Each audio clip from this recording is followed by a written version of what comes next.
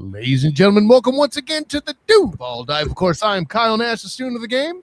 And I'm Travis Holmes with BigCatCountry.com. You listen to this thing on the Believe Podcast Network, and this is somebody who we enjoy talking to on a regular basis. News 4Jax. Jamal Saint Cyr. You know, this is funny. I finally get to the point, Jamal, where I can spell your last name right. I don't care if I Come on now. Are right, and then I blow that. What are we doing? That's fine. Anyways, great to have you aboard, man. It's going to be a great time. And listen, for those of you out there who don't want to be lied to by politicians and are skipping the State of the Union, it's lying season, so some sports GM out there is inevitably lying to you instead. That's why we're talking here on the show today. And Jamal, I know it's a way too early thing, but the reason why I wanted to, I want to do it too, but we wanted to have this show with you is so people knew who to look for in the combine. Because I don't know about you guys, but I've not covered a draft in a way where a team does not have a single first round pick. So I'm in uncharted territory here. You and Travis will be accenting me as the student of the game because I'm gonna be learning a whole bunch of stuff. And before we really break down into it, the first question, just kind of get off the ground. What is different about approaching the offseason when you don't have a first round pick? You got to dive a little deeper, right? I mean, now it's not it's the top 10 guys. We talk about the same. They don't get on the clock till 56. So now you got to go deeper cuts. And not only do you have to kind of project who's off the board, but you kind of got to start digging to figure out, okay, who makes sense? Every prospect isn't perfect. There's a reason this guy's on the board.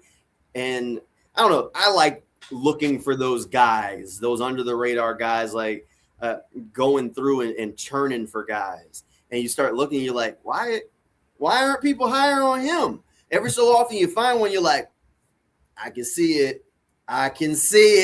And you're like, so those are the fun ones. Cause then when you're right, you're like, see, the NFL don't know what they're talking about. And you had that guy's a day 3 guy. Come on. You sound like me talking about LaQuint Allen last year. How about Facts. So with all that in mind, the other piece I throw in here too is just to get a couple of the rules out of the way. We will not be doing trades tonight here on this particular edition of the Way Too Early Prepare for Combine Mock Draft here. And another element I'm going to introduce throughout is the different classes, how strong they are or aren't. Jamal's read on that, Travis's read on that, all those happy things. But gentlemen, I think with all that in mind, it is time for us to get underway and do the thing. Hopefully I can get in here and there, yay, I didn't break it. Okay. So with that in mind, gentlemen, after, spending Thursday, wherever you were for the first round, and keep in mind, we're assuming no trades, but for those who haven't seen the top 10 trades by James Gladstone that we did, I think it was last week, Travis. Yeah. That was just 1 year he made 10 trades. Yeah. Expect something to happen. I'm not saying Howie Roseman, but don't rule it out. So with all the above being said, the Jags are officially on the board at 56. The top prospect currently available, according to PFSN, is Caden McDonald at defensive tackle. You don't want to go back to special teams? No. I just who the top available was. I mean, we could look at it and said, we're totally going to replace Cam Little. Come on, Jamal. But that's about as smart as making a 60-yard field goal 4 points. Yeah. Anyways, I said what I said to the UFL. Moving on. There are a few guys that I love available right now, and this is going to be an interesting conversation. And I would love to know where Jamal / Mr. James Gladstone in this situation would lean on the guys that we're looking at on the screen. So my first thought process goes to the Jaguars have needs that they got to fill in free agency, right? So for the sake of conversation right now, to me, one of the biggest needs is you got to figure out corner. You got Travis Hunter on one end, but you're going to need a boundary corner on the other side. So that's where Chris Johnson, who's on the board, immediately jumps off as I feel like in free agency, they'll probably go and get a Rasul Douglas, a Kader Kofu, a stopgap veteran type because or maybe you bring Greg Newsome back on a prove it kind of deal, but that's not a guy that is going to hinder you from drafting a replacement, right? That's a guy who can come and compete. So that's what jumps off the board to me first. I don't think I'd go Emmett Johnson here. I don't love him as a fit. And I definitely wouldn't go wide receivers. You want to scroll down a little bit and see who else is on the board. But I would definitely lean defense overall because I just think they need that. And I think this is a really strong off-ball linebacker draft, so you could probably get a guy a little bit later. That's my thoughts. Yep. I mean, forgive me. Ooh. You mentioned corner, but like, you need defensive tackle. I see Kane McDonald there, and I start thinking a little bit at least. I mean, at least look in that direction, don't I? It's a different body type, right? He's a D-ham. Right. Like most of the defensive tackles in this year's class are Devon Hamilton and not Eric Armstead. Like they're not your three technique. They're not the penetrator. They're not the pass rushing guy. I mean, in order to get those guys early, you got to go up and get Caleb Banks or Peter Woods. You're going to have to make the trade to go up. Can Gladstone get that done into Peter Woods territory, for instance? Maybe, but for the sake of this conversation, I don't think McDonald fills it. I love Dominique Orange, but I don't know that he fills the need right here. I mean, I have my eyes on a couple of guys in the mid to late rounds that I think could scratch that itch, if you will, but I just don't know if any of these guys are it. Like Grayson Halton a little bit, but I just don't love him. And it's funny, and I like Chris McLean, and that's funny. That's funny to me because I thought he was one of the better like pass rushing options, but he was not a three technique necessarily. He's just a big guy who gives you a little bit more than D-Ham. So if you're going to have on second downs, you're going to have a guy who can still stop the run, but still give you a little bit of on the plus side. Then that's for later down the line because again, he's probably going to be a fourth round guy in that range, especially if you have guys like. Especially if you have guys like Caden already dropping, then I'm like, all right, cool, that's fine. You got nose tackles dropping in a very heavy one technique, draft. I'm fine by that. So I'm kind of with Jamal as far as the cornerback room is concerned. If you can get a guy like Chris Johnson, because he's good in special teams also. I think you're never going to go wrong with that. He's already one of those quote unquote intangibly, intangibly rich. Absolutely, guys. Before we run the picking, can we look at the linebacker group? Absolutely. For sake of life, because I mean, I feel like you're going to be able to snatch one of these guys in the next round. I really like Kyle Lewis. I'm a big on him. He's a little undersized. I think he'll rise after the combine. Deontay Lawson, man, you want a guy who plays downhill recklessly. He's good. Jacob Rodriguez is smart, a converted quarterback, and he plays like it. I mean, one of the most productive linebackers in college football. And Jake Galday, he's another interesting one that there's a little bit of a conversion from how Cincinnati used him. But, I mean, when he arrives, and that's a big, strong guy that could work. I think Galday's probably gone by the time the Jags get on the pick here on the board here, but I wouldn't hate the Galday pick either. Yeah, there's a lot. That's funny. The only one you didn't name I thought was interesting because that's Tariq York, because everybody talks about how smart he is and how much he's a lot like for you. I wouldn't take him here. No, I wouldn't take him here. But I'm really focusing on our next pick, and that's where I was like, it's interesting because you talk about him like Fourier, but people talk about him like in that Fourier mold is just being the field general, who's the guy who can basically coach everybody up and be in the right spots. And I just thought that was interesting because he is small, but he is smart. So he needs to test well. Like for me to feel comfortable with him, I need to see him run the 40. Like I don't have the GPS time. So you got to know that this guy has the athletic traits that he can differentiate from the size. Right. And I don't know if he has it, but we'll see. I don't know. Cause he has really short arms too. Have there been a bunch of short off-ball linebackers that have made it work? Absolutely. But is he the next one? I don't know. That's tough. You got to be able to shed and not having long arms is going to put you in a disadvantage there if you're already small. I got you.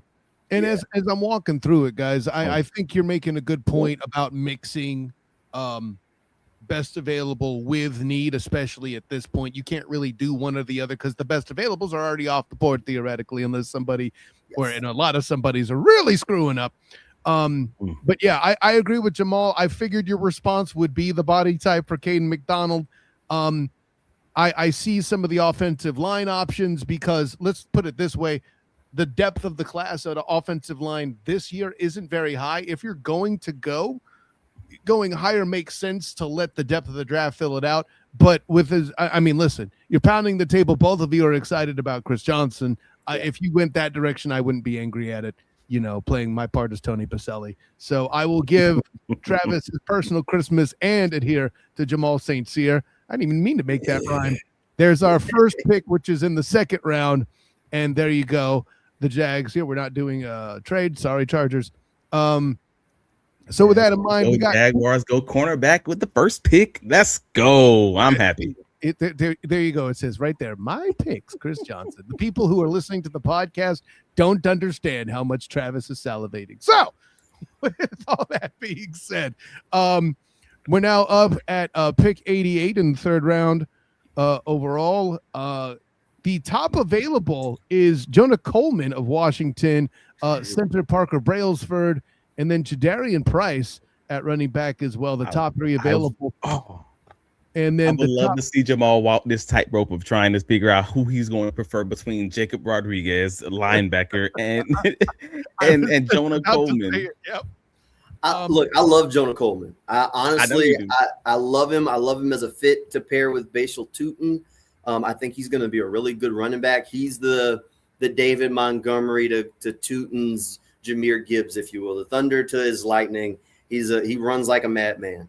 But I mean, I'll tell you, I like Jadarian Price too. He just hasn't really been the bell cow guy. He was the second guy at Notre Dame, so that's a little bit of a question mark. But when he was given the opportunity, crazy productive. All that being said, Jaguars need a linebacker. I don't think Devin Lloyd's coming back. I don't think they're going to go to maybe they go to free agency and can land a Quay Walker on a discount, but that's a maybe. That's a maybe. If you bring in Quay, then that puts this to bed a little bit, but at some point you start looking toward, adding to that linebacker room. Jack Kaiser hasn't proved himself. You have Bryson Combs, who hasn't proved himself. The way we're operating right now is they didn't add anybody in free agency, and Ventrell Miller is your de facto starter at linebacker, I'm going to get one of these boys between Jacob Rodriguez and Deontay Lawson. I absolutely love both of them, and I think either one could work. They're both a little bit of a different kind of guy, and there's a part of me that says Lawson might be where I'd go over Rodriguez, and I like Jacob Rodriguez. Ooh, that's interesting, because I think if you are talking about the Jaguars as they are currently constructed, and that could change day by day depending on the situation. Depending on what decisions they want to make. But as they're currently constructed, having someone like a Foye who is basically just destroying guys as far as destroying these blockers and keeping the other guys kind of clean, like with that defensive line help, that interior D line help, D-Ham and Eric Armstead in the middle, that helps Devin Lloyd to have that freedom to kind of just be as free as he is in that in the passing game. Right. Having a guy who was that dominant in tackling paired with another guy who was that dominant and just shutting down the middle of the field feels like a very strong combination of dudes. And because of that, me looking at someone like a Jacob Rodriguez, who is also equally strong in that, limiting tight ends, limiting people in the middle of the field kind of area, I'm just like, it's hard for me to say no. Like, you have to feel like they really did want Devin Lloyd to be in here based on his skill set, just not based on his price. Right. Jacob Rodriguez feels like a very good consolation prize at that point, from my perspective, if you like that combination. When you talk about intangibly rich, he has everything besides some of the athletic traits, and that's what's sliding him maybe. A little size, he's slightly undersized and probably not the greatest athlete, but he is smart as a whip. But Deontay Lawson comes downhill like a reckless wild man. That's it. The way he can play the run, and he is an absolute athlete. You let that guy play sideline to sideline, and you want a physical defense. He gives you every bit of that. So to me, it's they're apples and oranges. They're different guys. So it just depends on, to me, if for some reason you were trying to replace Foye, Jacob Rodriguez is my pick without a question. Trying to replace Devin Lloyd a little bit, I lean the Lawson a little bit because I feel like those two are more similar than Rodriguez, but I also don't know, perfect world, what Camp wants in that position. You know what I mean? And that's the part that stinks. It's just like, you're not wrong. Jacob Rodriguez will be an improvement in the passing game for Fourier, but still giving you some of the same traits as far as how they'll be used. But I'm just trying to figure out if I need a guy who I know can run with dudes, and and then kind of figuring out the rest from there. But at the end of the day, that's a tough one because they do need a running back. They do need a linebacker at this point. So if, I'm not saying it has to be a linebacker, but we have two guys that we both love. It's just the question of which one we have ranked higher. You seem to have goodness gracious, the other back Lawson ranked higher. I seem to be closer on the Rodriguez pick. I'm going to go with you on this one, just for the sake of time. I think that's reasonable, which means the Jacksonville Jaguars are drafting Deontay Lawson out of Alabama at pick. What is this? 81 or 81. Thank you. And Kyle, if Rutledge was still on the board, I'd have been pushing for your O-lineman there, buddy. Yeah, I'm noticing the lack of O-line. It is a concern. And actually, there's a comment I'll bring up, but let's go ahead and pull Lawson in there as well. As it goes over to pick 88. I'm going to take a quick moment, get some of these, a couple of these comments in here. By the way, Social Alky, man, listen, I understand the trade offer. We're not doing trades. There will be trades. Okay. We're not dodging them. It's just for the love of Pete. God only knows what this machine will throw at us. It's hardly what I would call air quotes realistic on that. But I appreciate you calling out. Yes, this is mock draft 1.0. When we get to 0.8, maybe maybe when we get to the next one, we'll do trades. And Preston mentions there's so many quarters in drafts nowadays. A lot of impact rookies at 25 were day 2 and day 3 guys. Scale for the position. If there's a talented defensive tackle or linebacker, take him. Might not be available after the 4th round or even the 3rd. This isn't a good corner class. It dries up quick. There's a bunch of slot guys in this year's corner class, but if you need a boundary corner, it dries up fast, man. Social was in there saying, grab McDonald if he's really rated that high, or trade out. And maybe Jimmy Stones would trade out, but McDonald was grabbed here, as said. O-line is important day 1. Unfortunately, the Jads aren't available day 1. And to be honest, I feel like the Jags upgrading interior-wise, because guard gets a bad rap in the draft, fair or not, you can kind of mortgage draft and get some guys later in the process. I see where you guys are going. Would I do it your way? No, but hey, what do I know? I'm just a Hall of Fame offensive lineman, allegedly. Right? Hey, I told you if Rutledge was on the board, man, I like that dude. Right. He went to pick before us. What you want me to do? Well, and that's the thing. Fit is the target here, right? And this is why I know why you passed up on the Ohio State defensive tackle that was available. Think Mason Graham, ladies and gentlemen. Okay, you see how that's working out for everybody? Just throwing that out there, guys. Mason Smith and I still have 2 offensive linemen that I do believe are still on the board that I'm interested in as far as interior linemen. So we'll see what happens in our next pick. So where are we right now? Where are we leaning on at this current moment in time, sir? Can we see the top of the board? That's actually a fair point. The top of the board. We got your boy, Darian Price, Notre Dame running back who's available right now. That's an option. Okay, so show me the running back board as a whole. Okay. Yeah. And after we look at the running back board, if you don't mind, if we can take a look at that interior O-lineman board also. Hey, you get your turn. I'm trying to make the thing work. Jamal's first. The guest first. No, I got you. I'm good. I saw what I needed to see. We're good. Oh my goodness. Okay. Well, with that in mind, let's see some of the big guys here. Boom. Yeah, Bo Stevens out of Iowa. Top of the list. He was one of my guys that I was waiting to take a look at later. Is Caden Barnett still of it? Where is he? I don't even see him. Is he already gone? He may not be available. He may be off the board. I think he may be already gone. Yeah. I could have swore he'd be here at 88. Jeez. All right. Well, don't swear. Right, they working. Family show, homie. So okay, so so that's why a lot of guys are dropping. They're snatching up the interior O lineman around early, basically in this mock draft. So maybe, I don't know if Jamal has anybody that he's interested in as far as that's still available on the board. That's the question of. Yeah, I'm leaning offensive tackle here. Yep. I like Isaiah World as an option as a swing tackle. Mhm. Caleb Tiernan is also an option, but I'd probably reach a little bit here. I like Austin Barber as the swing tackle option, probably the most out of what's on the board. Physical kid, local kid helps. High character, plays physically. He can give you a little. He played left at Florida and can swing to the right in the NFL. Probably is more comfortable home. You got to replace that swing tackle spot because, I mean, that's where you lost Cole Van Lanen. I mean, right now you got Walker Little in the building, but as we start looking at clearing up cap, is Walker Little one of the guys that's on the move possibly?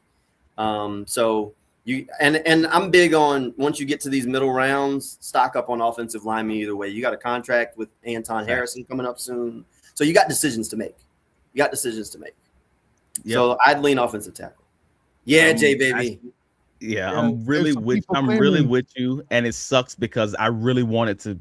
Caden Barnett and Bo Stevens were my two interior line that I circled that I wanted to walk away with round 4, round 5 with one of those two guys. And it sucks that we're at the top of that they've gone around early in this mock draft. So I'm actually with you. The swing tackle conversation, obviously getting Walker Little's contract off the books is key. I mean, I hope they get anything for him that'd be worthwhile. Yes. So if you end up choosing that your favorite offensive tackle right now being Austin Barber, hey, I'll go with you there. Honestly, I had 0 offensive tackles on my board right now. Like, that is all interior O linemen. I really just want a road grader to help out with that Patrick McCarry spot and maybe even challenge. Well, we got your guy already for that, I think. I know we do, right, Milam? Like, I'm with you, but you sound a little more disappointed. Hey, man, a little more disappointed. I want what I knew was a guaranteed weakness to become a strength, and if that means I'm raising that ceiling by bringing in some legitimate competition, and you can have Wyatt Milam as your guy while also saying while Milam's the guy, the roadway's open, he's still got to earn it. Like, and I think that's reasonable as far as bringing another guy in for the 4th round pick, 5th round pick. And you know what? I think you can find guards later. Guards, typically, you can find a guy who was a tackle in college that needs to convert to guard and get a steal there. I mean, historically, it says you can find a guard on day 3 that might be ready to start day 1 if you grab the right guy. So, and on the interior, like, I feel good about where Jonah Monheim is. And we saw him play a handful last year. He gives you a little guard center versatility a little bit. You already have Wyatt Milam, who they envision as a guard. You still got Ezra. You still got McCarry as of right now. You add a guy a little bit later, I think you're okay. I love that as of right now. But yeah, I got you. Everybody can't stay. Somebody got that's the funny part about it. I'm happy to hear you say it because people think I'm crazy when I say these things because they're like, well, that's their guy. They brought him in. I'm like, dude, y'all don't understand. They brought that dude in on a 2-year contract. Obviously, there was going to be a chance where they either draft their way out of that contract or they just have another guy who plays better and he plays his way out of the role, whatever that is. Like, they brought in Hunter Long and benched him. They brought in De'Ami Brown and benched him. De'Ami Brown, Jesus. They brought in Chuma Edoga, benched him. I mean, they brought in Fred Johnson and traded him. Ain't nothing personal. It's just business. And it's not even about a lack of talent. I think fit is important here. And that's the point I would make to Social Alki, right? No defensive tackle in the top 4 picks. Listen, I'm concerned too. But what you're actually seeing transpire is that the Jags will inevitably put all their chips on the table and get John Franklin Myers, and then it's a non-issue. They're going to trade up. Well, realistically, they're going to trade up at some point. Like, I would be shocked if their first pick's at 56. Right. I think they're going to they have 11 picks, and they have no reason to bring 11 rookies into camp. Correct. I'm still blocking. I'm still blocking Thursday night on the calendar for the wife to understand that I might have to do a show. Exactly. Yeah, I don't think Thursday night, but I think early 2nd round. Like, it wouldn't shock me if at the end of round 1, there's a guy on the board and Gladstone says, I got overnight to get a deal to get up to 33 because he has the ammo to get there and go get his guy. Could he slide in at 32? Absolutely. If Caleb Banks or Peter Woods starts to sliding, I think you go get them. You got the ammo to go do it, but that's a little bit more expensive than getting to the top of the second round. I think 33, you start thinking, okay, at any given moment, this man going to pull the trigger and go get his guy. No, I'm with you. And to the point that everybody's freaking out about, it's got to be a defensive tackle. It's got to get a defensive tackle. Oh man, we're at our third pick. We don't have a defensive tackle. Y'all, do y'all remember when we had Luke Fortner as a starting center of the Jacksonville Jaguars, and then everybody and then everybody was freaking out. Everybody wanted, who was it? Was it Graham Barton that cycle, or was it that was the JPP cycle when everybody just kept mocking Jackson Powers Johnson? Yeah, it was JPP, Jackson Powers Johnson. Everybody just kept mocking him to Jacksonville over and over and over and over and over. And then they signed the boy from Buffalo, or Mitch Morris, and then it was like nobody was. And then this whole conversation was nothing for after a month of talking about this, and it meant nothing. I'm gonna get you. You're gonna get a DT. Don't you worry. We're gonna get a big boy. You'll get it. I'm saying that's not for you. That's for them. That's for them. I need them to know if you sign John Franklin Myers, just for instance, let's use that name in free agency, you're not freaking out about not having a defensive tackle in your first two picks. Realistically, Devon Hamilton's holding down one of those spots, and he's playing. As of right now, Eric Armstead is still on the roster, and he is playing at the other spot. They're going to probably go and get a veteran defensive tackle of some shape or form to bring into that room. So reasonably, the solution isn't necessarily like the solution wasn't on the board in the second round. You bring in another rookie that you get at some point in round 4, round 5, that's fine. Let him go and compete for slots. But you want to find a guy that's specialized. Think LaQuint Allen, 7th round, but he had a job. They drafted him with a position in mind, and day one he was playing.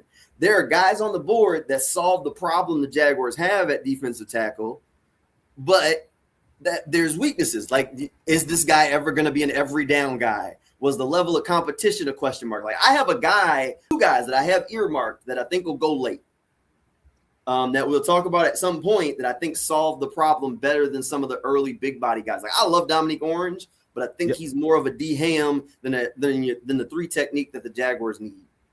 Yep. Agreed. He may be an eventual upgrade, but at the end of the day, he is basically the same thing.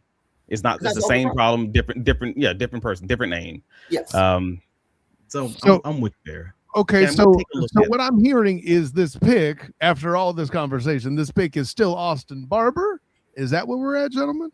I do believe so. Yeah, that's where we landed. All right, consensus. Who am I going to argue as the offensive lineman? Though I am surprised that Travis didn't pound the table harder for Isaiah World. He's the large, big type that also can move a little bit. That I believe is more fits kind of Travis. I need someone who struggles with pass protection, and that's why they dropped. But they're also dominant in the run game, and I feel like the coaches will see him and be like, "Yeah, I can coach that out of him." I need somebody with that's because I need some maulers. We got to get this running game started, man. Okay, that's fair. Right. That's Here fair. we go. I mean, Barber ain't a small boy now. Fair. Barber ain't a small boy now. I got you.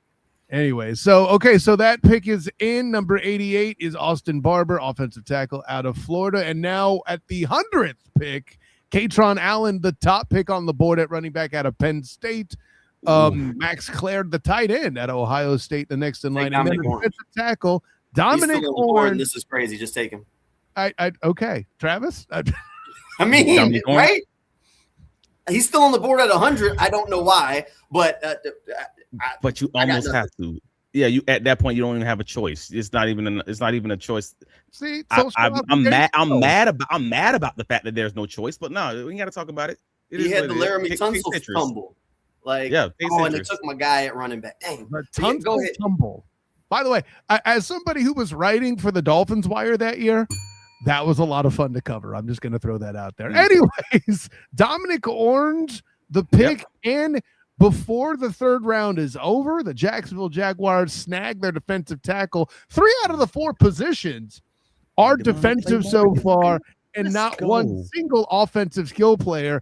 Good God. Travis, I feel awkward saying this out loud. I think you're having an inappropriate reaction we can't see off camera. So, at any rate, 117, the top available prospect is, according to PFSN, is Damon Claiborne of Wake Forest at running back, Lander Barton at linebacker, and Takario Davis at corner.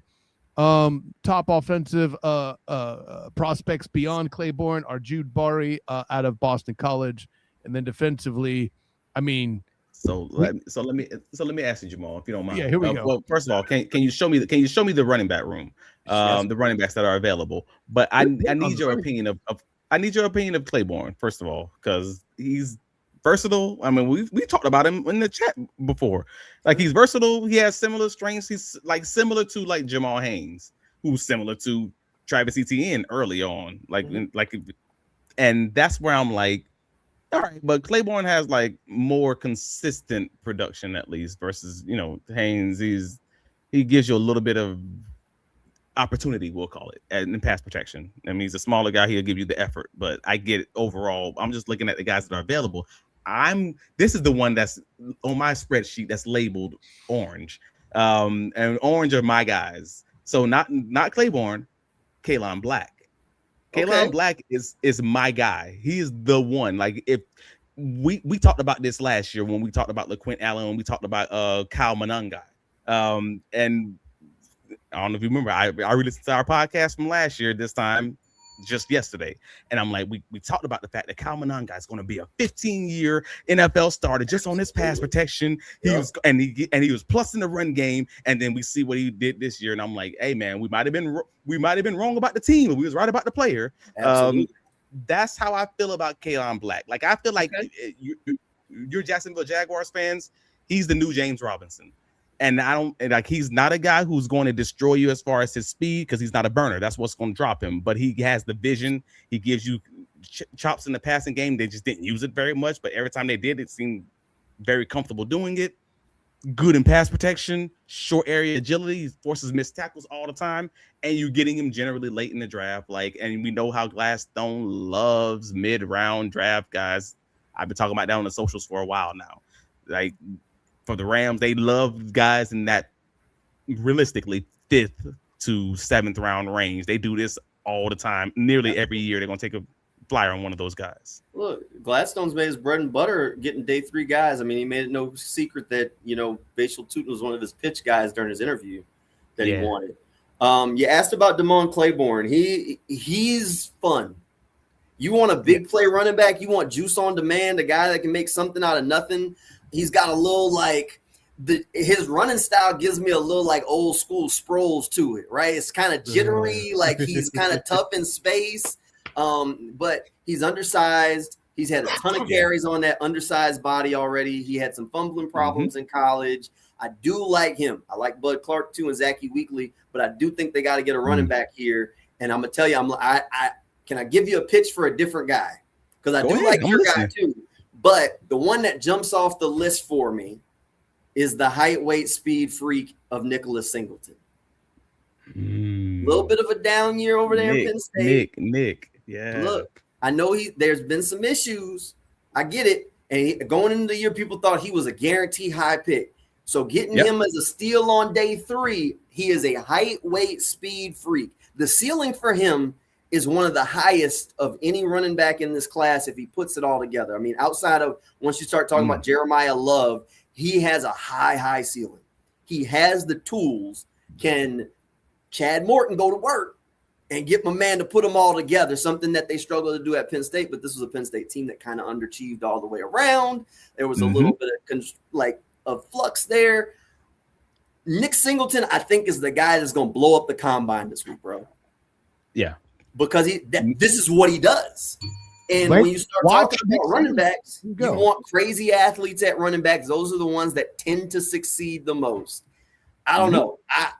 Nicholas Singleton's the one that turns my eye. And I like Damon Claiborne and I like Black. But Singleton at this point seems like a home run kind of swing kind of guy. Like, if it works, bring him in and let him fight for it. And if he puts the tools together, you got yourself a dude for 4 years. And something that was brought up in the comments, you guys are chopping it up at a lot of positions. Not one word about safety yet. Preston points out here, which I find interesting. I'm gonna let Jamal take this. We've had this conversation already. Yeah, go ahead. Safety's a need, but it's not. Like, Antonio Johnson really blossomed last year in the system. You have Caleb Ransall, which is essentially a fresh draft pick coming off of an injury. You still have Eric Murray under contract, who's going to be back. You have Rayon Lane, who the team's really high on, who's going into his second year. So those are 4 guys right there in-house, while some of them are unproven that are going to fight for the job. So when you think about it, what does bringing a rookie safety in really do for the room, unless it's a guy that you feel like is a true difference maker? You already have unproven guys. You got 2 second-year guys, both of which basically didn't play defense. So they're both basically rookies as it is. So if anything, you want to bring in another veteran guy that you feel comfortable with what you're getting, rather than going to get a Bud Clark. Look, nothing against Bud Clark, and I think there's some safeties in this class that really have a chance. Like Zachy Wheatley's interesting. Bud Clark's fun. Halsey from LSU, if you want to go safety early, I think is a fun guy. But I just don't know that fills the spot. And honestly, the board just hasn't spoke to it this go round. Right. Yeah. Like there's few guys that I love if the Jaguars truly wanted to dig in and get in Campanelli, his guy, as far as I need a guy who's going to have incredible range and be a great center field safety. If that's truly what he wanted his identity to be, but then that's still not the guys that we've necessarily looked at so far. Like that's been available, to Jamal's earlier point, on the board so far. So like Bud Clark is fine, don't get me wrong, but I'm not necessarily sure that that's the pick here. Like, I don't think he's anything special that's going to necessarily break the roster, break the guys that they already have in those positions. So otherwise, you're just talking about for depth. Like, Genesis Smith was the guy who was listed as one of my guys, but he has a freaking high tackle rate, like a high missed tackle rate. I don't think that that's necessarily going to work out either. So it's just kind of like, in this draft class with what they have, I don't know how that's necessarily going to work out, to Jamal's earlier point. And that's kind of what I'm just like, and I got to get Preston in here. You know, I know Ransaw, but like Travis, I don't believe in promise. I think we do take a safety. Hey, man, show me. And there's something to be said. I don't know where you guys are going to go instead, but there's something to be said. Like, you know, I see a Michael Taff, that kind of a personality guy, I think, is somebody who makes sense if you're looking for somebody who's known as a leader. If you're expecting the Jags to move off of Dewey Wingard, which still feels weird to hear said, Taff is a way you could go. Taff.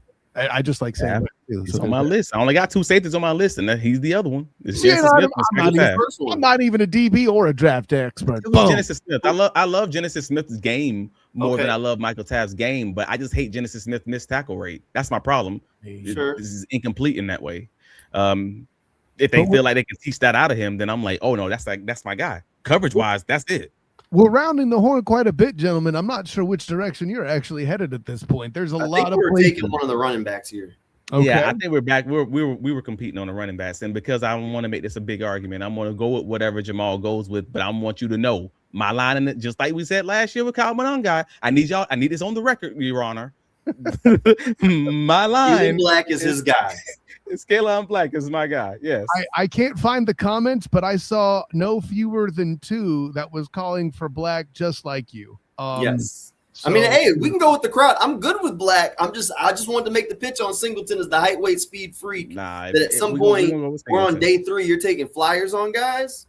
We're going to go with the guy who just last year said his favorite guy was Bayshaw Tootin, and the team drafted Bayshaw Tootin. So I'm gonna go with you on this running back thing. We're gonna see if you can go 2 for 2. If I can go 2 for 2, all right. We'll see if I can put it together. All right. Well, and I'll the before I hit the button, I'll ask the question: do you feel like you could float another round and still get Singleton? Maybe, but I was trying to wait on Mike Washington, and then they snatched him from me. Oh, that was like my ace in the sleeve, because I said it like real quick when we got on the board at 100. I said, my guy just went, and we saw Dominic Orange, and it was like, all right, no conversation, here we go. So I don't know if I want to keep playing with it, because at some point, like Robert Henry's interest in Seth McGatt, like I don't want to get down there thinking I need a guy that can at least come in and compete for the running back spot.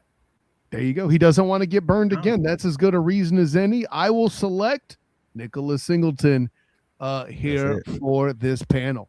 You know, hopefully we don't get too many tomatoes from the crowd. And the reason why I believe, Jamal, you're moving on is because there's not another pick until 162. Right. And sure enough. Now we can get to those late round 3 technique options that may still be available, or some developmental interior O lineman or whatever else may be kind of floating out there. Okay, I'm gonna need them to rethink this defensive tackle board because Corleone's still on the board. The Godfather's there's no chance that the Godfather's still on the board at this point. There is zero chance.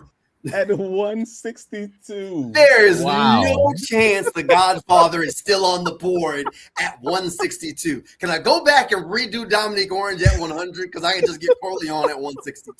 Like, that's wild.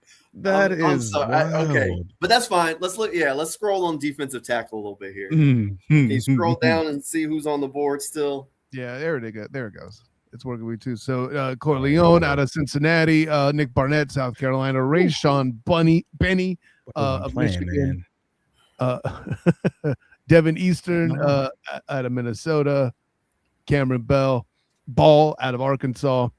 And the highest forecast matches 162 according to PFSN for your guy, the Godfather there, Jamal. So that's obviously an option there as well. People are digging the Corleone concept here in the comments. J Baby's all about your Singleton pick here in the comments, Jamal. So you do have a few fans. There's not too many people throwing tomatoes. But yeah. I mean, but the problem as it stands is you're not drafting Corleone because you've already drafted Orange. You've already drafted Citrus. So you feel like it's basically because of that fear of missing out. We missed out not knowing that he was going to be available at this point. That was just your great chance. There's no chance. It's never going to happen.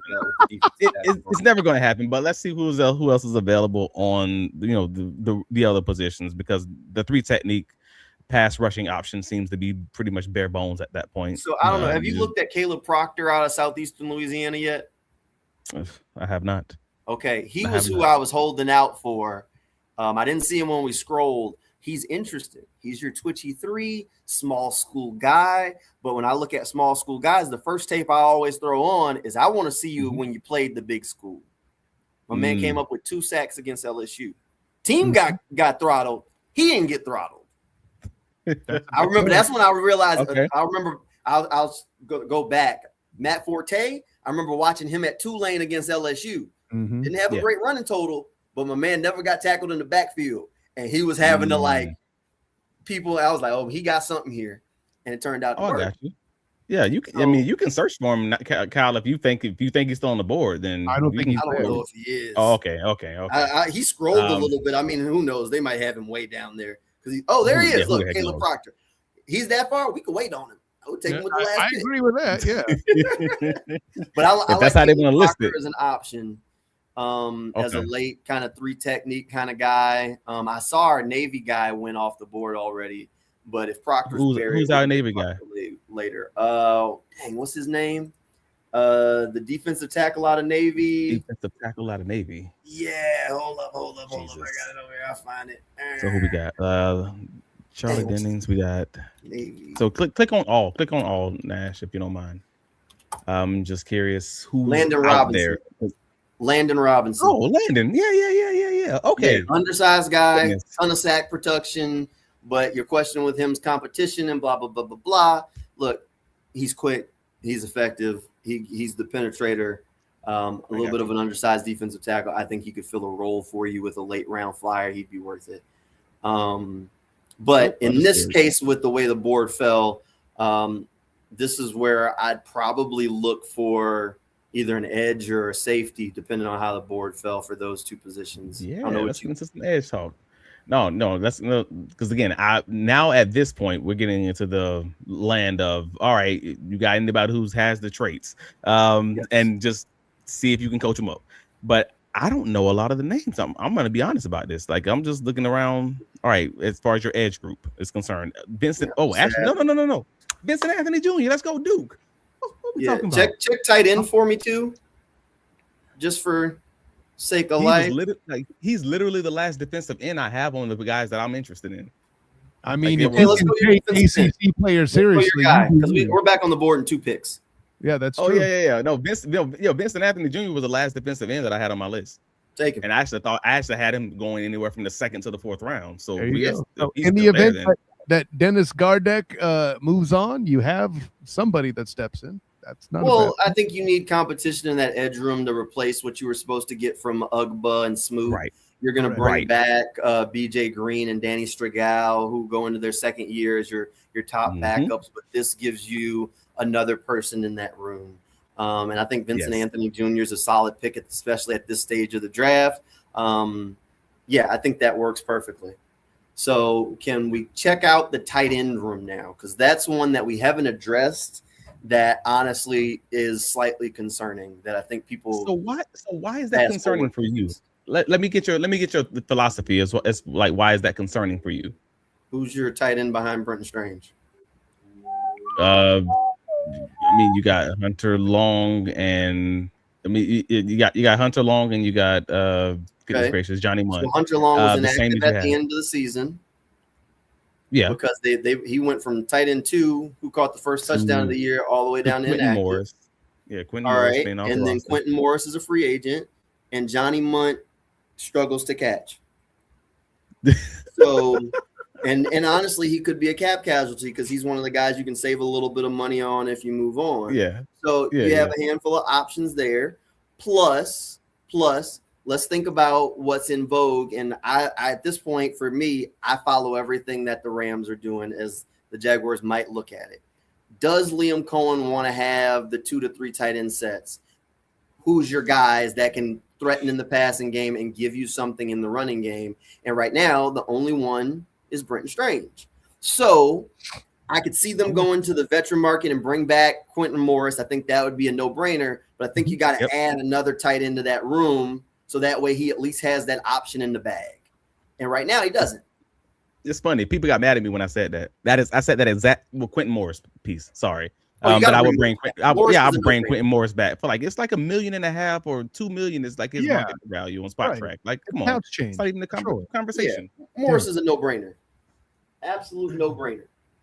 So I figured where you were going, but I wanted just to get it on the record as far as your philosophy, as far as why tight end is necessary. Right here. I'll say this: tight end in this draft make more sense than last year when everybody was saying, "Oh, draft a tight end." No, this year. Okay, I'm not as passionate about it, for anybody who was wondering. But yeah, with all that in mind, one of the comments said it, and I don't remember who it was, but they were talking about John Michael out of Wyoming. Yeah. Storm the desert. Storm the desert always got some good tapes. There you go. There you go. If you want somebody who's going to be a dog in the run game and just digging them blocks out, basically another offensive lineman who gives you at least something in the passing game, yeah, let's do that. I feel very comfortable with that pick, especially if you're talking about at freaking 164. But I don't know if you have a favorite here. I'm fine with John Michael Gillenberg. He had a little bit of a down year last season, so maybe you're getting him at a discount if you can get him back to where he was just the season before. Where there was a little bit more hype around him. Marlon Klein's another guy out of Michigan, a big body. He's going to be a good run blocker. So, I mean, I'm fine. I think John Michael Gillenberg is going to give you more in the passing game and more upside than what Klein gives you. The question is, can you get him back to where he was a season ago as opposed to the guy that showed up this year? And you know what? Jaguars have a really good tight end coach, so I'll take that bet. I was just about to say that. That's what all the Jaguars coaching staff did in 2025 was take a whole team that was ill coached in 2024 and make half of these guys, or 3/4 of these guys, look way better. So if you think you can do that, I have to believe that they do believe that. Then yeah, you take the chance. Absolutely. So yeah, I think that would be my pitch for this pick here. Gotcha. Fills a little bit of a hole and a guy that's going to probably have a role on game day and be up a lot of times in that room, because right now you don't have those tight ends you need. Sure enough, John Michael Gillenborg is the pick, and out the door we go. Just a quick rundown, right? So you guys opened with Chris Johnson at corner out of San Diego State, Deontay Lawson, linebacker. That was pick 56. Deontay Lawson, 81, out of Alabama at linebacker. Austin Barber, 88. At offensive tackle, and then closing out your third round was Dominic Orange, the defensive tackle that everybody wanted out of Iowa State. Going into the fourth pick, then next was fourth round pick was Nicholas Singleton at running back, perhaps among the more divisive decisions out there out of Penn State.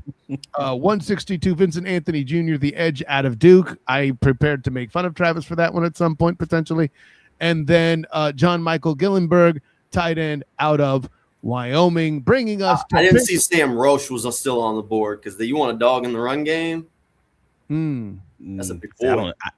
I don't know his game, but I'll add him to my list. Hey, Adam, historically, them Stanford tight ends, man. Yeah, that's a big boy. That's your run block road grader right there. So, okay, in light of that, we're at pick. Let me see. I'm trying to figure out the technicals here. Sorry, guys. I had it going, and then did we pause it? It's a whole thing. So, but yeah, keep going there. I got you. But yeah, while I get the board set up, what are you guys thinking in mind position-wise at this juncture?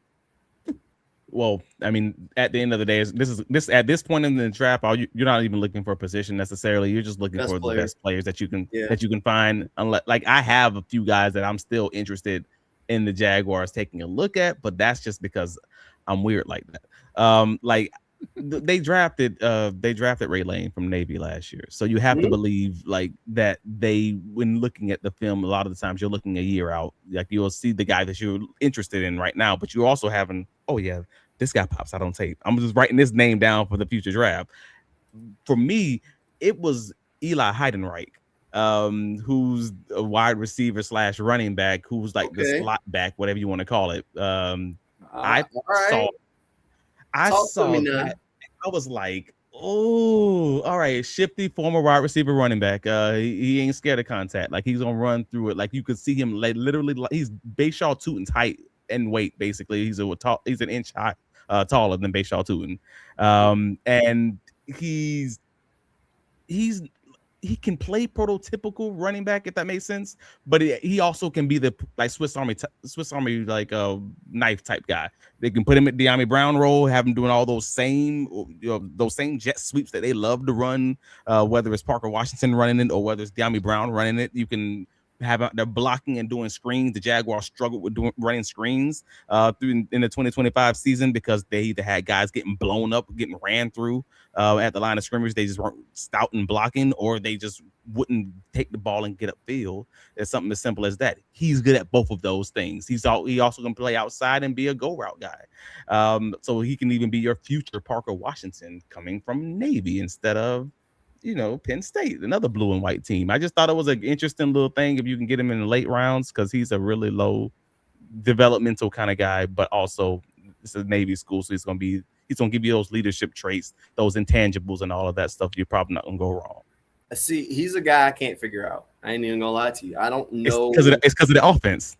It's the offense. It's like, can I play him at running back? Because he hasn't really played conventional running back. Is he a receiver? Like, can he actually get open? I can't figure him out. I'm not gonna lie. They only give him 5. They only give him 5 routes: slants, corner routes, posts, go routes. The quick game. But none of the complicated. Like you don't see him running a lot of the option routes and things of that nature.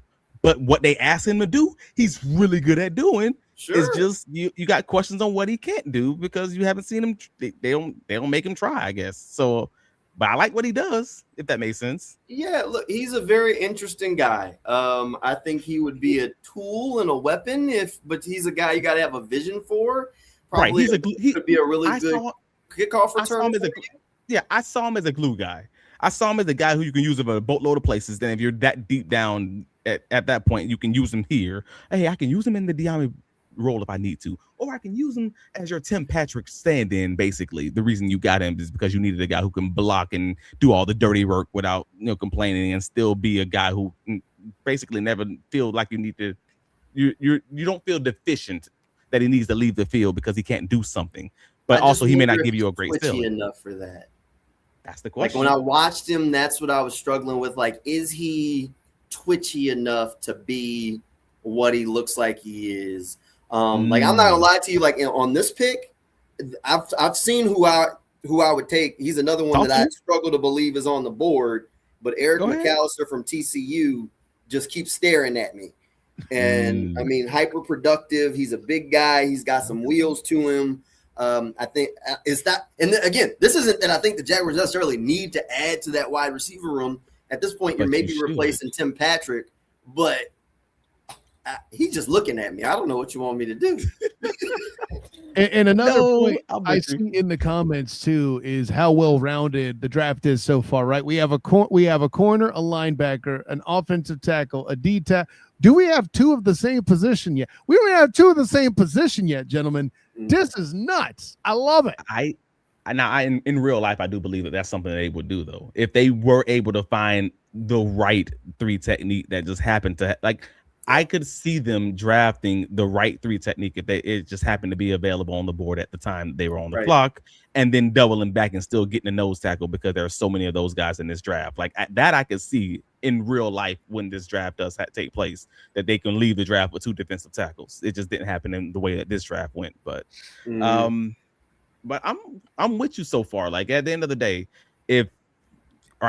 you think the strongest option is going with the 6'6" wide receiver that gives us something that we don't have in this wide receiver room right now. I'm not really going to argue with you. Like they need the body type. They obviously traded for the body type because they felt like they didn't have that. So I'm not going to push hard. I'm just telling you that Eli was one of my guys who I could see the vision for being such a low pick, being a nearly, borderline undrafted free agent type of guy. And that's all. So whether he's now or later, he's probably going to be available. Yeah, look, I'm with you. I think he's a guy who's worth a flyer, especially when you get into those late rounds. I just can't figure him out of like exactly where I think he would fit best at, like a fun highlight tape.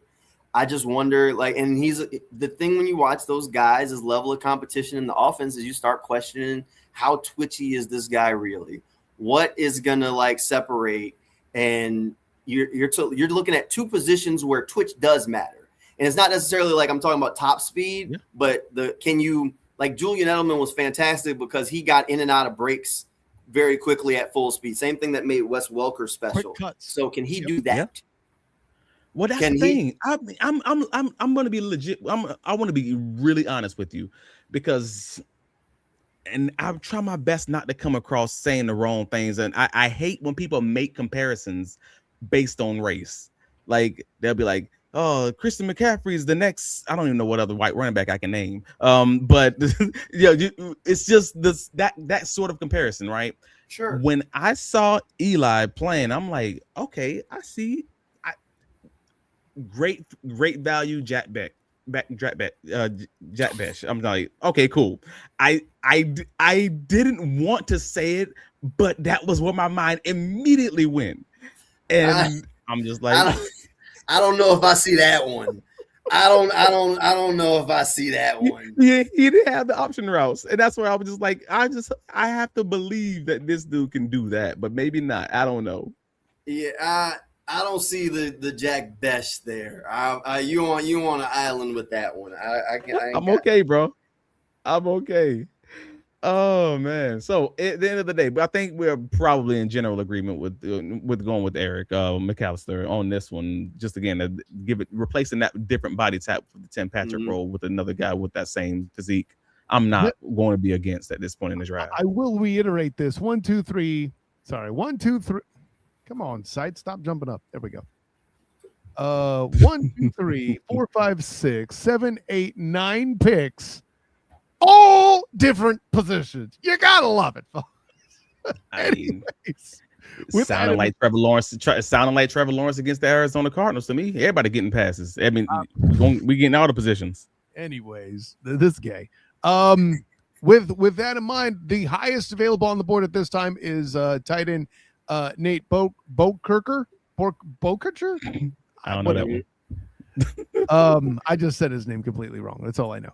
And then next behind him is edge rusher out of Duke. Oh, another Duke guy for you there, Travis. Wesley Williams, and then Colin Wright at corner out of safety. Cam Robinson, the edge out of SMU, rounding out your top available on the board at this point. Another top. I don't know if this is the time to say this, but I'm still gonna say it. Like I don't know if we want to go with a developmental quarterback option.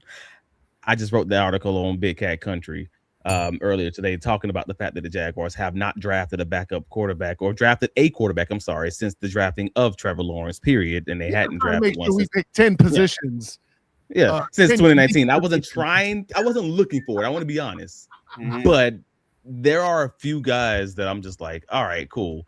As far as like what go back to the quarterback list. So we can talk about it. There's a few guys, like 3 of these guys are at the combine practicing now. You got Haynes King, you got Joe Fango, you got what is it? Is it Barron? I can't even say his name right.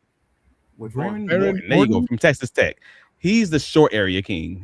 He's the guy who's just system. He's not going to give you much down, 10 yards plus down the field. And that's the problem there. But then you got Haynes King. He's like a dual threat quarterback option. That's a fine option, but it's not necessarily for this offense unless you think you can turn him into something like a Baker Mayfield. I don't see that necessarily right now.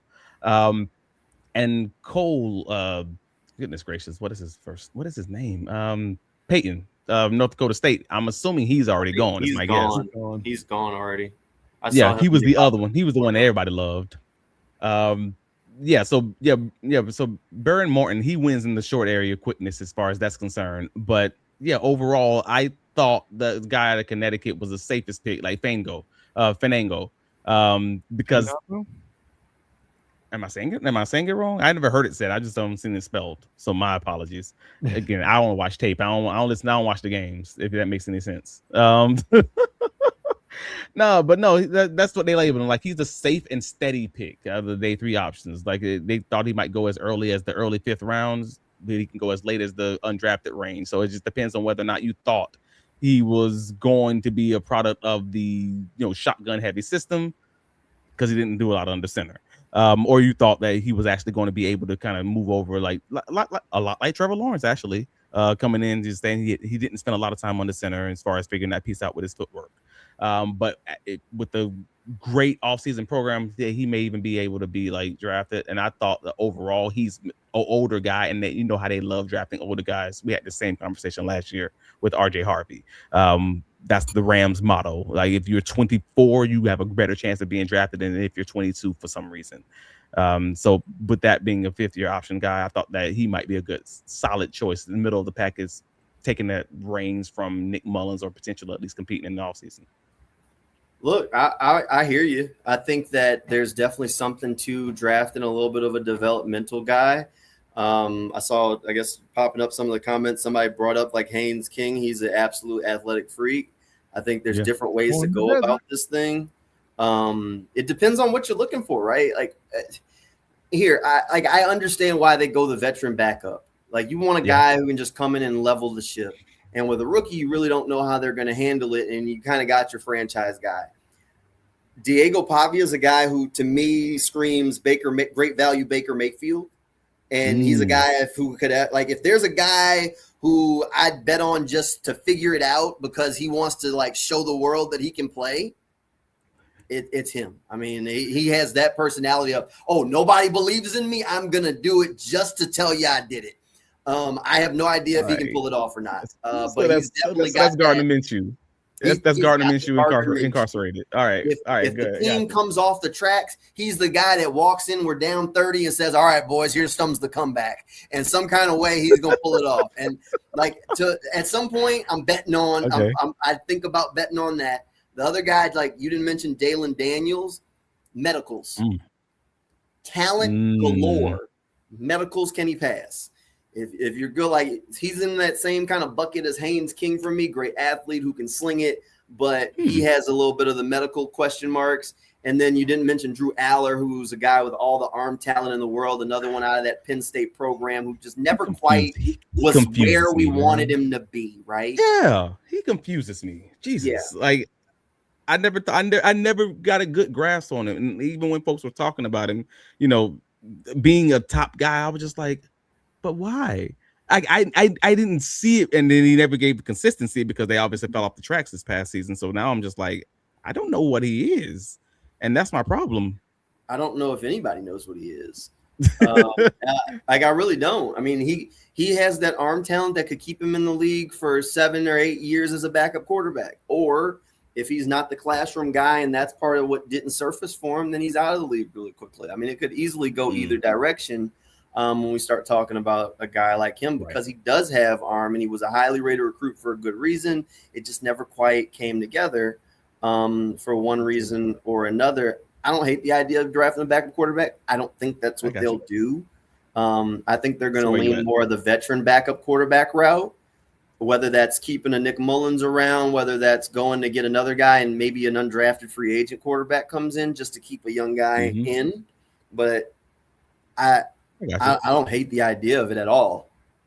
I got you. Yeah, the only one they drafted since Gladstone took over was Stetson Bennett. And that was a 4th round guy. So like, we know it's not going to be an every year conversation. It's just a conversation that's obviously overdue in Jacksonville, which is why I wrote the article on Big Cat Country. But nevertheless, yeah, go read the article, y'all. But also it's in reference to this mock draft. Yeah. So what else do we have out there? Are we looking at the safety room? Are we looking at the cornerback? Like, what do we have left? There's a couple of guys that have jumped out to me while Kyle was kind of clicking through it. I think if we go to, can you go to safety and cornerback? All right, safety and cornerback. All right, so safety, Cole Wisniewski is a glue kind of guy that jumps out to me real quick when I'm looking at it. Have you watched Bishop Fitzgerald? I was just about to ask you about him. I watched his highlight reel. I have not watched the game at all. Kitty player, little undersized, not crazy twitched up, but he had a whole lot of ball production from that safety spot by playing with his instincts. So he's a guy that, like, I like both. I like some players on this USC defense. Like, I haven't seen him pop up yet, but I want a second linebacker in this draft. Eric Gentry from LSU or from USC. He's like 6'6" or 6'7". Dude, they got to get him in the weight room to like be a linebacker. But I think he can put on just enough weight to be functional. But before that, think about what like him on field goal and punt block, that length, dangerous because he moves well. He blocked some punts for USC. It's the same reason why Calais Campbell has a handful of block kicks. Just tall guys like that on the football field tend to find a way to get their hands up. So I think day one, he's a special teams guy for you and eventually develops. But I wouldn't hate Bishop Fitzgerald there. I think he's a heady kind of guy. He's just not your like thumper in the run game. Right. No, I got you. I wouldn't be against it necessarily. Just again, and where we are, it's not like there's not going to be a lot of guys who are just like, hey, I love them. Hey, Caleb Proctor's still on board, and that's my small school defensive tackle swing. Here he is. He's your BJ Green. Well, not BJ Green, but you know, like in that same vein of small school defensive tackle, like swing for Caleb Proctor. I mean, another guy that would fill that like slicing 3 technique role is Skylar Gill Howard. I like it. I like a penetrating 3 tech. Yeah, that's him. I mean, Skylar Gill Howard's probably like 290. Proctor's a little bit bigger. My question with Gill Howard is how much of a beneficiary was he of playing next to Bailey and Hunter? Like that Texas Tech D-line was stacked. How much of a beneficiary was he of knowing he got the one-on-one because everybody else was worried about the 2 guys around him? Like he, in his own right, he's good, but being an undersized guy, he's got a major and he's going to have to be a real slice and wreak havoc guy. He's a good athlete, but that's why he's still on the board at this point. Okay. This is hard, bro, because I don't have a strong take. I truly don't, and we're getting to the point in the draft. I'm just like, all right, cool, you got it. Give me my guy. Double dip at DT, baby. For me, it's all about it's about special teams, and it's like, all right, yeah. I mean, you're fine, and I think that's fine too, and I think he's cool. Like, and other than my guys that I just know I love, like I already talked to you about, like Eli. Like I'm good there. I don't even know who else is left at this. There's point. plenty of people in the comments that have said the Jags should walk away with at least 2 defensive tackles. Jamal St. Cyr is about ready to grant their wish, is what I'm hearing. Run it I up. love it. Caleb Proctor, baby. Small schools prospect. I'm here for it. I haven't watched it down the tape. I got some catching up to do. My bad. Check him out. Look, Who's watching Southeastern Louisiana? Jamal knows, man. Like we watch tape. Like Jamal and we watch tape. We both enjoy this very much. He's years more in this than I am. I'm in year 3, I believe, of watching NFL draft and like actually like watching tape with guys like often. And it's nearly every night, 2 o'clock in the morning, 1 o'clock in the morning, watching doggone tape. I watched tape of who was it? Dang it. I watched tape of somebody just the other day and found out after the fact the next morning that they were going back to school. Oh, I was talking about the BYU running back. Yeah. LJ. You was talking about LJ. LeBron James. Yes. I was so pissed. So trust me when I tell you, bro. Like, no, I love doing this because I love watching film on guys and everything else. But also, I know Jamal does too. That's why we always talk about these guys, which is how I know how he feels about certain prospects heading into this conversation. So just so you guys know, this is not just us throwing names against the wall. We literally watch tape of a lot of these guys doing draft season. This is a real thing. Yeah, and start going through, just trying to figure out lists. I mean, it's impossible to watch every single guy. That's why you can't. I mean, like Aaron Graves, I've heard good things, but I'm not going to tell you I've turned him on. I just know he was doing some stuff during the All-Star week. Like most of these, like I start paying attention to the All-Star week and trying to find guys from there. If you got invited to an All-Star game, you probably turned a head or two. There's your hide and right guy. You know, and then there's a handful of other guys, and you just kind of work your way through slowly one by one. And somebody might say something like, hey, go turn on Caleb Proctor. And next thing you know, you're watching Caleb Proctor, and you're like, oh, huh. Exactly. It's all word of mouth. Somebody else tells you someone else jumped off the screen. You're gonna be like, all right, let me see. All right, I see what you mean. All right. But I think this might be a good time to go back to the well on that second tight end. I mean, we already talked about the fact that we didn't love one of them, and the other one was a healthy scratch most of the time. Still on the board. He's going to go back to tight end. Okay. I mean, I actually believe that they're going to draft a second quarterback. Well, the odds tell me just not to. I'm a math guy. Like even in Gladstone's time in the Rams, they only drafted one in one of the 4 years. Odds aside, listen, all I heard was Jamal St. Cyr pounding the table for Stanford tight ends, and Sam Roche still currently That's what I heard. That's what I heard. The fact that he's still there, that's exactly why I said let's go back to that tight end room. That's crazy. Yeah, I got two tight ends that jump off the board immediately as I look at that list. Sam Roush, who I don't think makes it this far in the draft. I mean, he's a big guy. He's like 260. Just big, not a whole lot. The question mark is what he's going to give you in the passing game, but he is an extension of that offensive line. Right. You want a little bit of a bigger Eli Heidenreich, Riley Nowinski from Indiana. He's not quite as versatile, but I mean, he's going to be your H-back. He's a fullback. You can line him up. I mean, he just plays football, man. Like when I watch him, he's undersized, but he does a little bit of everything. So now this is a problem because you just gave me 2 different tight ends, and I like what you said about both of these tight ends, right? Yeah. I want to be clear in saying this, but you just said the magic word that just sold me on one of the guys versus the other one, and you just said the words fullback. And that's where I'm like, wait a minute, I'm sorry. Say that again. Okay, cool. Because we got Brenton Strange on the roster who's out here just like destroying dudes on highlight reels to the point where he makes it on the intro at one point or another. And now you give me a fullback on the roster at that H-back role. I'm already gonna be on board. Like I wanted the Jaguars to have a legitimate fullback, like fullback, just in that spot. So if you can't have that, you can give me an H-back in that dual role. I'm happy with that already. So yeah, let's go with Riley. I'm sorry, y'all. I ain't slow. It's just one of them names. Wiskowski. Yeah, it's Riley. Yeah, Mike Wiskowski. Yes, let's go with that. Riley. Listen, this isn't Billy Crystal with one eye, bro. Tight end, Indiana.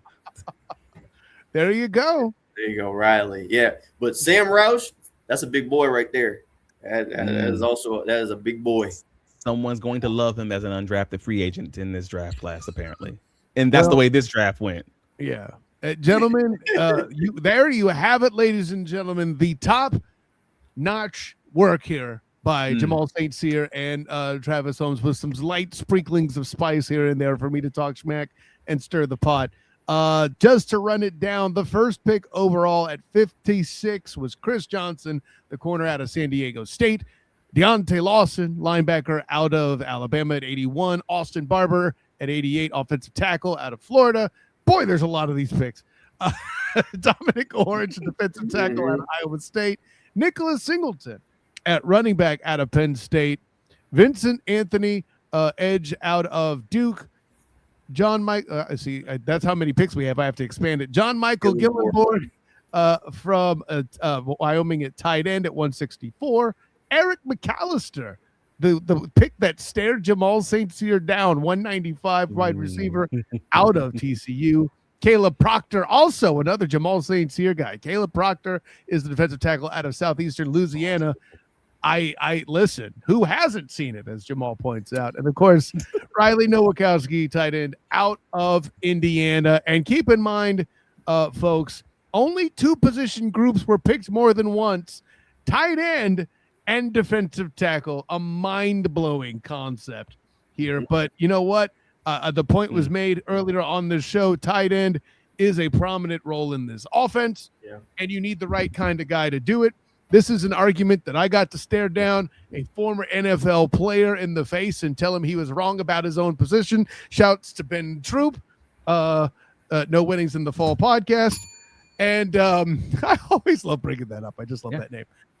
But yeah, Jamal, this journey, something special. Thank you for sharing your knowledge and your glee and your good times, playing the role of the very handsome James Gladstone, Jimmy Stones, if you were. But you weren't just a stoner to us. Tell the people we can be found, my friend. You can track me down anywhere on social media. Just look for J Saint Cyr TV, JSTCYR TV. Try and be just about everywhere. We're always cranking out some good Jag stuff. All right. And of course, my personal champion riding along, helping me out because I'm a terrible scout. Travis D. Holmes, tell them where you can be found. Hey, man, you already know, man. You can find me here. I mean, let's start there. If you're in this chat, then obviously click that like button. Please subscribe to the channel. Rate and review us on the audio side. And if you're not looking for our audio information or our video, documentation that we kind of have out there, then check me out on Big Cat Country. Come on, man. Read the articles. How about this? Even if you don't read the articles, just click the link. Just click the link. We're gonna make this a thing. We're gonna make this a thing. I don't care. If I put some out there, y'all click the link. Do that. That's the bare minimum. We are good. So yeah, bigcatcountry.com. Yeah, the Duval Dive podcast. Please like and subscribe and keep this thing growing. It's only monetized because you guys keep talking to us. And we appreciate you guys, and we'll promise you we will always keep talking back. The TikTok's growing, the X is growing. All this is growing because you guys stay engaged. So stay engaged throughout this offseason. Keep an eye on those guys throughout the combine that we've kind of mentioned throughout this podcast. We'll hopefully do this again. Mock draft 2.0, 3.0, whatever we it may will be. Pin down Jamal St. Cyr. We will find some way to corner him in a room. Who are your picks, Jamal? Yes. Who are you watching now? And let them know where you can be found, man. What's in the box? What are your picks, Jamal? It'll be that. It'll be great. And of course, the point I want to take home here, Storm to Desert mentions it. We mentioned earlier. I want to reiterate, it wouldn't surprise any of us if they use some special capital to trade up. Plus, they'll have either a 27th, 3rd, or 4th from comp for Devin Lloyd. Yeah, no, that's perfectly accurate. So great times all the way around, gentlemen. Yeah. These marathon shows where I love going into it. Travis is like, I don't know, in those late rounds, I'm just going to agree with Jamal and move on. No, did not happen here. Full length analysis, just like I know and love. You guys know and love and got to enjoy. And yeah, so with that in mind, for the incomparable Jamal Saint Cyr, for my personal champion, Travis D. Holmes, for you Duval divers out there, thank you, gentlemen, so much. Ladies and gentlemen, so much for jumping in.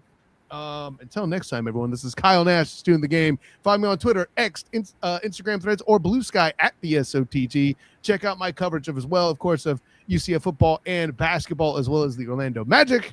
Most importantly, your Jacksonville Jaguars to all the Duval devout. Until next time, everyone, class dismissed.